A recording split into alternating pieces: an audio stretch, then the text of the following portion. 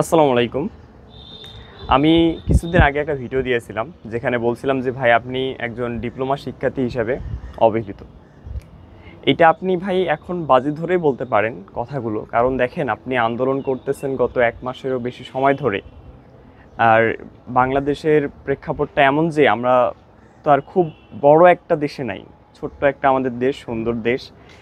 এই ছোট্ট দেশে আমরা পুরো বাংলাদেশের 49টা সরকারি পলিটেকনিক এবং 500টারও বেশি বেসরকারি যে পলিটেকনিকগুলো রয়েছে সবাই আমরা একত্রিত হয়ে আন্দোলন করেছি। তাহলে পুরো জেলায়, পুরো বাংলাদেশে এত বড় একটা আন্দোলন ঘটে গেল। সেই আন্দোলনে বাংলাদেশের যিনি শিক্ষা উপদেষ্টা বর্তমানে রয়েছেন তার আমরা আসলে দেখা পাইনি। কিন্তু আপনি যদি রিসেন্টলি একটা ঘটনা দেখেন, কুয়েটের বর্তমান যে পরিস্থিতি চলতেছে, তাদের ভিসিকে তারা প্রত্যাহার করবে এবং সেটার জন্য তারা আমরণ অনশন করতেছে। তো সেটা তারা কতদিন ধরে আন্দোলন করতেছে আমি ঠিক জানি না, হয়তো রিসেন্টলি শুরু হয়েছে। তাদের আন্দোলনে কিন্তু শিক্ষা উপদেষ্টা স্বয়ং নিজে তাদের কাছে গিয়েছে এবং তাদের কথাগুলো শুনেছে। কিন্তু আমাদের ডিপ্লোমা শিক্ষার্থী ভাই আমরা অবহেলিত। আমাদের কাছে সেই কথাগুলো শোনার মতো বা বলার মতো কেউ আসলে নেই। আসলে তাহলে চিন্তা করেন আসলে আমরা আসলে কোন জায়গায় যাব যেখানে আসলে আমাদের দেখার মতো কেউ নেই। আমি মনে করি যারা আমাদেরকে আসলে স্বীকৃতি দেয় না বা আমাদেরকে স্বীকৃতি দিতেও লজ্জা পাচ্ছে, আমরা আসলে তাদের জন্য আর অপেক্ষা করব না। আমরা আমাদের যে প্রশাসনিক ভবনের কার্যক্রম, আমাদের পলিটেকনিক, যেই প্রশাসনিক ভবনে আমরা পড়াশোনা করেছিলাম এতদিন, আমি নিজে বর্তমানে 7ম সেমিস্টারে পড়ি। আমি 3 বছর ধরে পড়াশোনা করতেছি আমার পলিটেকনিকে। এই পড়াশোনা করার যদি কোনো মূল্যই না থাকে, তাহলে ওই প্রশাসনিক ভবন আমি আমার ছোট ভাই বোনের জন্য কেন খোলা রাখবো? আমি চাই আমাদের প্রশাসনিক ভবন যতদিন পর্যন্ত না আমাদের দাবি না মানা হচ্ছে, বা যদি দাবি না মানা হয় তাহলে পলিটেকনিকটাই বন্ধ করে দেন। প্রশাসনিক ভবনও না, পুরো বাংলাদেশের পলিটেকনিক যত আছে সবগুলোকে বন্ধ করে দেন। এটা বেস্ট হবে ভাই। যদি পলিটেকনিক না থাকতো আমি এসএসসিতেই পড়তাম, এসএসসি অন্যদের মতো ঢাকা বিশ্ববিদ্যালয়, বা যদি সৌভাগ্য হতো বুয়েট, কুয়েট, এগুলোতে আমরা চান্স নিতাম আর কি। এখন যেহেতু আমরা পড়েই ফেলছি, ভুল তো করেই ফেলছি, এখন তো কিছু করার নেই, আমাদের ফিরে যাওয়ার কোনো উপায় নেই। তাহলে আমরা ছোট যে ভাই বোন আছে যারা আমাদের জন্য মানে যারা আসতে চাচ্ছে, আমি নিজেই অনেক ছোট ভাই বোনদের অনুপ্রেরণা দিয়েছি। নীরব ভাই অনেক ক্লাসে বলেছে ডিপ্লোমার চেয়ে মানে জেনারেলের চেয়ে ডিপ্লোমা অনেক ভালো।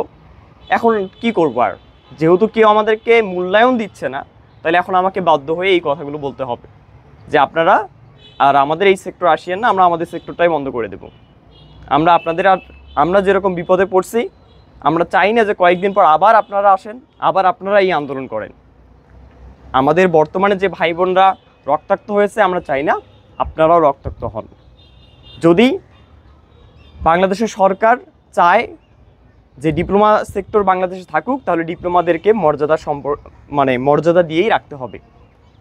আমাদেরকে আসলে এরকম অপমান করে রাখার কোনো অধিকার তাদের নেই। আপনি দেখেছেন যে বাংলাদেশের কারিগরি ছাত্র আন্দোলনের যে প্রতিনিধিরা ছিল, তারা কিন্তু সচিবালয়ে গিয়েছিল। সচিবালয়ে গিয়ে কি হলো, একটা নাটকীয়তার মাধ্যমে সেই অনুষ্ঠানটা হলো 2 ঘন্টা ধরে। 2 ঘন্টায় তারা যে কী আলোচনা করছে আমি জানি না। 6টা দাবি, পড়তে কয় মিনিট লাগে? পড়তে 3 মিনিট লাগে। সেখানে 2 ঘন্টা ধরে আলোচনা করা হচ্ছে এবং আলোচনাটা সম্পূর্ণ বেকার এবং সময় নষ্ট করা, তাছাড়া আর কিচ্ছু না। যেখানে যে আলোচনা করতেছেন যিনি উপসচিব ম্যাম, তিনিও জানেন না যে আসলে আলোচনাটা কী নিয়ে হবে, আপনারা কী নিয়ে আসছেন এখানে। তাহলে চিন্তা করেন ভাই আসলে কোথায় যাব আমরা। তাহলে যদি ডিপ্লোমা এরকম অমর্যাদাধীন হয়, তাহলে আমরা এই ডিপ্লোমা সেক্টরটাকে একদম টোটালি বন্ধ করে দেব। আমাদের দাবি এখন 1 দফায় যাবে।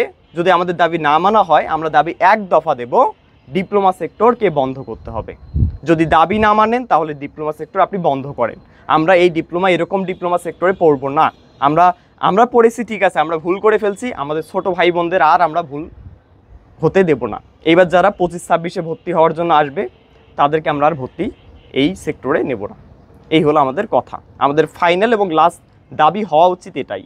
যদি আমাদের দাবি না মানে, আমাদের পরবর্তী দাবি এটাই হবে যে ডিপ্লোমা সেক্টর হয় বন্ধ করেন আপনি, অথবা আমাদের 6 দফা মেনে নিতে হবে।